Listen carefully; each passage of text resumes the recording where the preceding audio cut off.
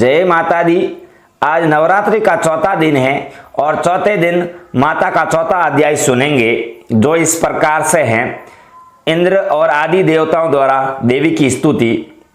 महर्षि मेधा बोले, देवी, जब पराक्रमी दुरात्मा महिषासुर को मार गिराया और असुरों की सेना को मार दिया, तब इंद्र और आदि देवता समस्त अपने सिर तथा शरीर को झुकाकर भगवती की स्तुति करने लगी। जिस देवी ने अपनी शक्ति से यह जगत व्याप्त किया है और जो संपूर्ण देवताओं तथा महर्षियों की पूजनीय है, उस अंबिका को हम शक्ति पूर्वक नमस्कार करते हैं। वह हम सब का कल्याण करें। जिस अतुल प्रभाव और बल का वर्णन भगवान विष्णु, शंकर और ब्रह्मा जी भी नहीं कर सके, वही चंडिका देवी इस संपूर्ण जगत का पालन करें और अशुभ भय का नाश करें। पुण्य आत्माओं के घरों में तुम स्वयं लक्ष्मी रूप हो और पापियों के घरों में तुम अलक्ष्मी रूप हो, और सतकुल में उत्पन्न होने वालों के लिए तुम लज्जा रूप होकर उनके घरों में निवास करती हो। हम दुर्गा भगवती को नमस्कार करते हैं। हे देवी, इस विश्व का पालन करें। हे देवी, हम तुम्हारे अचिंतनीय रूप का किस प्रकार वर्णन करें। असुरों का नाश करने वाले भारी पराक्रम तथा समस्त देवताओं और दैत्यों के विषय में जो तुम्हारे पवित्र चरित्र है, उनका हम किस प्रकार वर्णन करें। हे देवी, त्रिगुणात्मिका होने पर भी तुम संपूर्ण जगत की उत्पत्ति का कारण हो। हे देवी, भगवान विष्णु, शंकर आदि किसी भी देवता ने तुम्हारा पार नहीं पाया है। तुम सबकी आश्रय हो। यह संपूर्ण जगत तुम्हारा ही अंश रूप है, क्योंकि तुम सबकी आदि भूत प्रकृति हो। हे देवी, तुम्हारे जिस नाम के उच्चारण से संपूर्ण यज्ञों में सब देवता तृप्ति लाभ करते हैं, वह स्वाहा तुम ही हो। इसके अतिरिक्त तुम पितरों की तृप्ति का कारण हो, इसलिए सब आपको स्वधा कहते हैं। हे देवी, वह विद्या जो मोक्ष को देने वाली है, जो अचिंतनीय महाज्ञान स्वरूपा है, तत्वों के सार को वश में करने वाले, संपूर्ण दोषों को दूर करने वाले, मोक्ष की इच्छा वाले मुनिजन जिसका अभ्यास करते हैं, वह तुम ही हो। तुम वाणी रूप हो और दोष रहित ऋग तथा यजुर्वेदों की एवं उद्गीत और सुंदर पदों के पाठ वाले सामवेद की आश्रय रूप हो। तुम भगवती हो।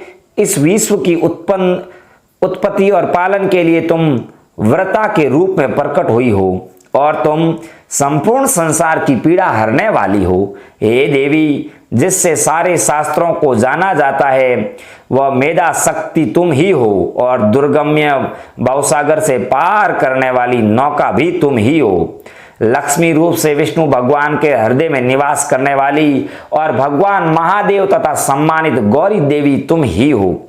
मंद मुस्कान वाले निर्मल पूर्ण चंद्र बिंब के सम्मान और उत्तम स्वर्ण की मनोरम कांति कामन्य तुम्हारे मुख को देखकर ही महिषासुर क्रोध में भर गया।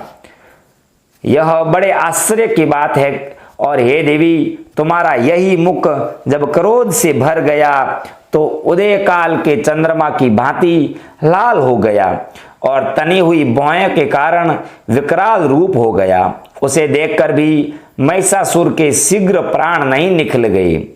यह बड़े आश्चर्य की बात है। आपके कपित मुख के दर्शन करने वाला भला कौन जीवित रह सकता है। हे देवी, तुम हमारे कल्याण के लिए प्रसन्न हो।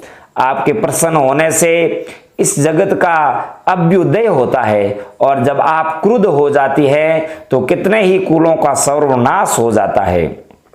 यह हमने अभी अभी जाना है कि जब तुमने महिषासुर की बहुत बड़ी सेना को देखते देखते मार दिया था। हे देवी, सदा अभ्युदय देने वाली, सदा प्रताप देने वाली, तुम जिस पर प्रसन्न हो जाती हो, वही देश में सम्मानित होते हैं।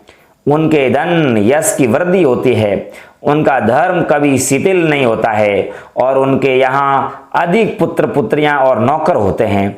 हे देवी, तुम्हारी कृपा से ही धर्मात्मा पुरुष प्रतिदिन श्रद्धा पूर्वक यज्ञ करता है और धर्मानुकूल आचरण करता है, और उसके प्रभाव से स्वर्ग लोक में जाता है, क्योंकि तुम तीनों लोकों में मन वांछित फल देने वाली हो। हे देवी माँ, हे दुर्गे, तुम स्मरण करने पर संपूर्ण जीवों के भय नष्ट कर देती हो और स्थिर चित्त वालों के द्वारा चिंतन करने पर उन्हें और अत्यंत मंगल देती हो। हे दारिद्र दुख नाशिनी देवी, तुम्हारे सिवा दूसरा कौन है?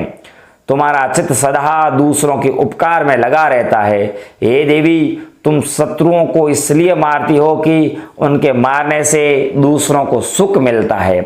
वह चाहे नरक में जाने के लिए चिरकाल तक पाप करते रहे हो, किंतु तुम्हारे साथ युद्ध करके सीधे स्वर्ग को जाएं, इसलिए तुम उनका वध करती हो। हे देवी, क्या तुम दृष्टिपात मात्र से समस्त असुरों को भस्म नहीं कर सकती है?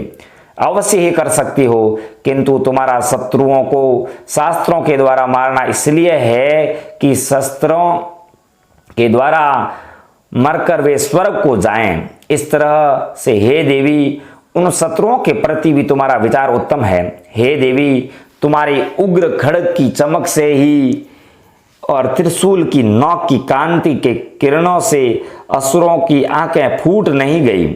उसका कारण यह था कि वे किरणों से शोभायमान तुम्हारे चंद्रमा के समान आनंद प्रदान करने वाले सुंदर मुख को देख रहे थे। हे देवी, तुम्हारा शील बुरे वृतांत को दूर करने वाला है और सबसे अधिक तुम्हारा रूप है, जो न तो कभी चिंतन में आ सकता है और न जिसकी दूसरों से कभी तुलना ही हो सकती है। तुम्हारा बल व पराक्रम शत्रुओं को नाश करने वाला है। इस तरह तुमने शत्रुओं पर भी दया प्रकट की है। हे देवी, तुम्हारे बल की किसके साथ बराबरी की जा सकती है, तथा शत्रुओं को भय देने वाला इतना सुंदर रूप भी और किसका है? हृदय में कृपा और युद्ध में निष्ठुरता, ये दोनों बातें तीनों लोकों में केवल तुम्ही में देखने को मिलती है, तुम्ही को देखने में आई है। हे माता, युद्ध भूमि में शत्रुओं को मारकर तुमने उन्हें स्वर्ग लोक में पहुंचाया है। इस तरह तीनों लोकों की तुमने रक्षा की है तथा उन उन्मत्त असुरों से जो हमें भय था उसको भी तुमने दूर किया है। तुमको हमारा नमस्कार है। हे देवी, तुम शूल तथा खड्ग से हमारी रक्षा करो तथा घंटे की ध्वनि और धनुष की टंकोर से भी हमारी रक्षा करो। हे चंडिके, आप अपने शूल को घुमाकर पूर्व पश्चिम उत्तर तथा दक्षिण दिशा में हमारी रक्षा करो। तीनों लोकों में जो तुम्हारे सौम्य रूप है तथा घोर रूप है, उनमें हमारी रक्षा करो तथा इस पृथ्वी की रक्षा करो। हे अंबिके, आपके कल पल्लवों में जो खड्ग शूल और गदा आदि शस्त्र शोभा पा रहे हैं, उनसे हमारी रक्षा करो। महर्षि बोले कि इस प्रकार जब सब देवताओं ने जगत माता भगवती की स्तुति की और नंद वंदन के पुष्पों तथा गंध अनुलेपों द्वारा उनका पूजन किया और फिर सबने मिलकर जब सुगंधित व दिव्य धूपों द्वारा उनको सुगंधी निवेदन की, तब देवी ने प्रसन्न होकर कहा, हे देवताओं, तुम सब मुझ में मनोवांछित वर मांगो। देवता बोले, हे भगवती, तुमने हमारा सब कुछ कार्य कर दिया, अब हमारे लिए कुछ भी मांगने बाकी नहीं रह गया है, क्योंकि तुमने हमारे शत्रु महिषासुर को मार डाला है। हे माहेश्वरी, तुम इस पर भी यदि हमें कोई वर देना चाहती हो तो बस इतना वर दो कि जब जब हम आपका स्मरण करें, जब जब हम आपको याद करें, तब तब आप हमारी विपत्तियों को हरण करने के लिए हमें दर्शन दिया करो। हे अंबिके, जो कोई भी तुम्हारी स्तुति करें, तुम उनको वित्त समृद्धि और वैभव देने के साथ ही उनके धन और स्त्री आदि संपत्ति बढ़ाएं और सदा हम सब पर प्रसन्न रहे। महर्षि बोले, हे राजन, देवताओं ने जब जगत के लिए तथा अपने लिए इस प्रकार प्रश्न किया तो बस तथास्तु कहकर देवी अंतर्ध्यान हो गई।